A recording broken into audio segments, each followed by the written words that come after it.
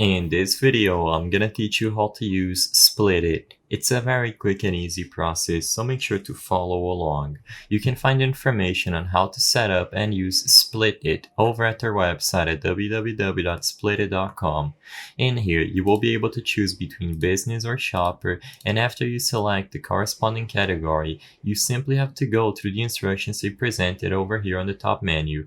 In this video, I'm gonna teach you how to use Splitit as a business. All you have to do is select Contact Sales after selecting Business, and you will be able to select between Merchant or Partner. Include the main country and the annual sales that you have and click Continue. You will then be able to include the details about your business alongside your contact information. Once you submit this info, Splitit will be in contact with you in order to finish setting up Splitit for your business. You will be able to scroll down in the summary page to see more details about how they operate, and if you need help, you can use this section at the bottom over here to access their frequently asked questions.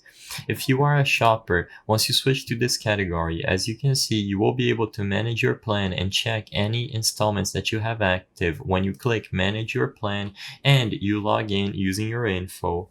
As long as you select Splitit during the payment process, you will be able to log in to manage the installments that you have.